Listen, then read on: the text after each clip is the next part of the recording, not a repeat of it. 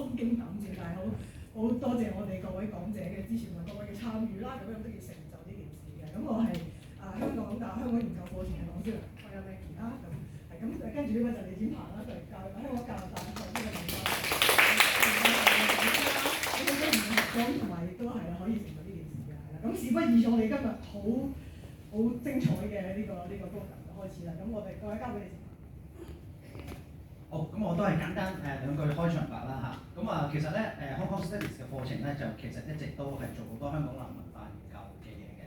咁就我哋舊年咧其實咧就2月份咧就辦咗一個咧就妹姐嘅研討會，咁我都係由朝玩到晚嘅，咁就其實內容都好豐富啦。咁即係我同Hong Kong Studies 呢邊傾咧，就覺得其實即係關於香港明星嘅研討會咧係值得繼續做嘅喎嚇。香港有好多明星係好值得我哋係嚴肅地研究、深入地研究嘅嚇。咁所以咧，我哋今年傾咧就我哋應該即係做邊個星咧咁樣。咁當然啦，香港其實好多星咧其實都係好重要嘅嚇。咁但係我哋覺得以 Danny 嘅重要性，以佢當年嘅一啲作品嘅流行程度啦，佢整個人嘅受歡迎程度啦，同埋佢整個明星文本嘅趣味啦，其實係好應該深入咁樣研究。咁但係其實咧 so far 咧見到關於 Danny 嘅學術研究咧，的確係相對比較少嘅嚇。咁所以我哋就話好啦，就做 Danny 啦咁樣。咁喺我哋決定要做之後咧，其實的確係有少少戰兢兢嘅嚇。但係咧結果咧，即係今日咧大家會見到咧報告量係非常之豐富嘅嚇。我哋今日會有8至9位講者咧，會由唔同嘅方向咧去講 Danny 嘅嚇，講音樂啦，講電影啦嚇，講 Danny 嘅形象啦，又或者咧係認識 Danny 嘅朋友咧司徒偉榕先生咧嚟緊咧都會有一個分享嘅嚇。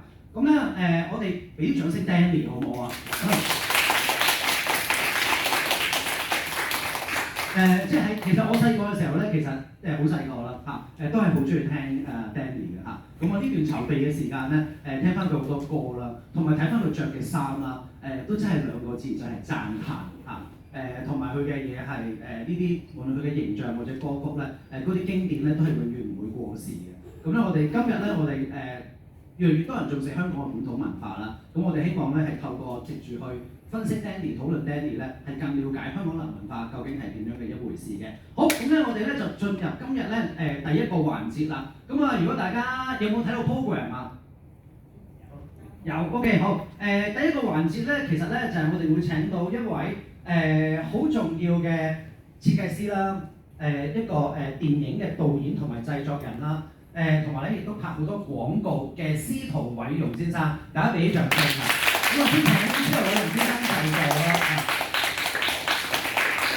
咁咧司徒偉榕先生咧就同 Danny 咧係台前有合作過，幕後咧係亦都有私交嘅。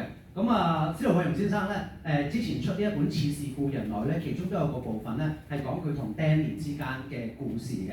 咁哇！我一睇 Danny 司徒偉榕先生嘅履歷咧，就見到哇！即係佢當其時咧，佢係曾經得過香港電影金像獎嘅最佳美術指導，得獎嘅電影咧係《不脫襪的人》啊！有冇夠資深嘅朋友係睇過㗎？